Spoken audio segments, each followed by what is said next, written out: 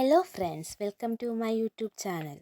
ഞാൻ ഇന്ന് നിങ്ങൾക്ക് KTET, CTET, അതുപോലെ LP, UP, HSA എന്നീ എക്സാമുകൾക്ക് സൈക്കോളജിയിൽ നിന്ന് വരാൻ സാധ്യതയുള്ള ചില ഇമ്പോർട്ടൻറ്റ് പോയിൻറ്റ്സ് പറയാനാണ് ഉദ്ദേശിക്കുന്നത്. ഇന്ന് ഏകദേശം 25 സയൻറ്റിസ്റ്റും അവരുടെ കോൺട്രിബ്യൂഷനും പറയാനാണ് പോകുന്നത്. നമുക്ക് ഓരോന്നായി നോക്കാം. എല്ലാവരും റെഡിയാണെന്ന് വിശ്വസിക്കുന്നു. എല്ലാവരും ഫുഡൊക്കെ കഴിച്ചോ? എല്ലാവർക്കും സുഖമാണല്ലോ അല്ലേ? നമുക്ക് തുടങ്ങാം. ബ്രൂണറിൻ്റെ കോൺട്രിബ്യൂഷനാണ് ഡിസ്കവറി ലേണിംഗ്. അടുത്ത് Stanford Binet invented IQ scale. കിൽപാട്രിക്കിൻ്റെ കോൺട്രിബ്യൂഷൻ എന്ന് പറയുന്നത് പ്രോജക്റ്റ് മെത്തേഡ് ഓഫ് ടീച്ചിങ്.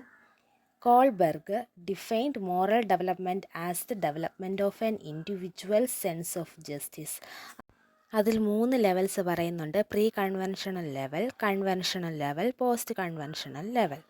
ഇനി അടുത്ത് പിയാഷെ sensory motor stage, pre operational stage, concrete operational stage.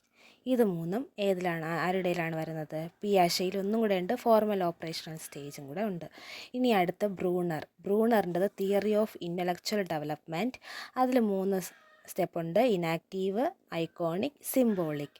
ഇനി അടുത്ത് Abraham Maslow hierarchy of motives, മോട്ടിവേഷനാണ്. ഇനി അടുത്ത് സ്പിയർമാൻ്റെത് 2 ഫാക്ടർ തിയറി.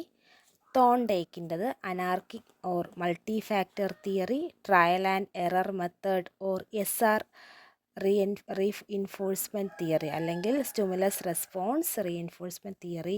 പിന്നെ law of readiness, law of exercise, law of effect.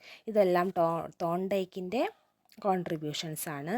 അടുത്ത തേഴ്സ്റ്റൻ്റെ ഗ്രൂപ്പ് ഫാക്ടർ തിയറി, ഗാർഡിനറിൻ്റെ theory of multiple intelligence, Sigmund ഫ്രോയിഡിൻ്റെ മൈൻഡ് കോൺഷ്യസ് അല്ലെങ്കിൽ പ്രിക്കോൺഷ്യസ് അല്ലെങ്കിൽ ദ അൺകോൺഷ്യസ്, പിന്നെ ഇഡ്, ഈഗോ, സൂപ്പർ ഈഗോ, പിന്നെ theory of psycho sexual development.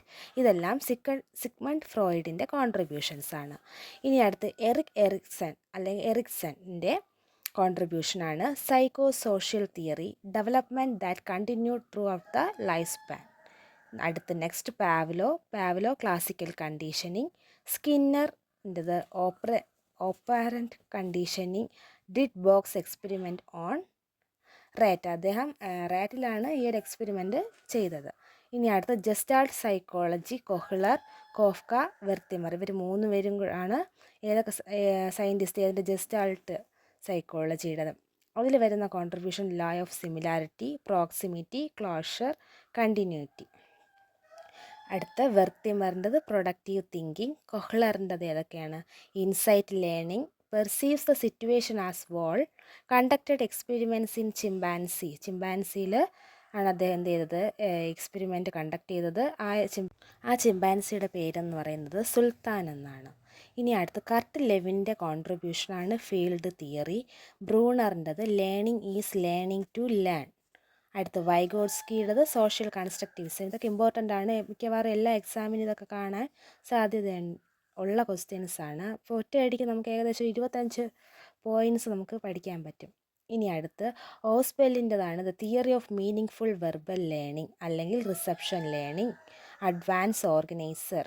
ഇതെല്ലാം ഓസ്ബെല്ലിൻ്റെ കോൺട്രിബ്യൂഷനാണ്. ഇനി അടുത്ത് ഗാഗ്നെയുടെ ഹൈറാർക്കി ഓഫ് ലേണിംഗ്. തിരിഞ്ഞു പോകരുത്. ഓസ്ബെല്ലിൻ്റെത് എന്താണ്? Meaningful verbal learning.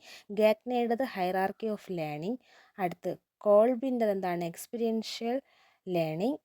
സെലിഗ്മാൻ്റെത് പോസിറ്റീവ് സൈക്കോളജി. അപ്പം ഇത്രയാണ് നമ്മൾ പഠിച്ചത്. ഏകദേശം 25 പഠിച്ചു. കുറച്ച് സ്പീഡായിരുന്നു എന്നൊരു ഡൗട്ട്.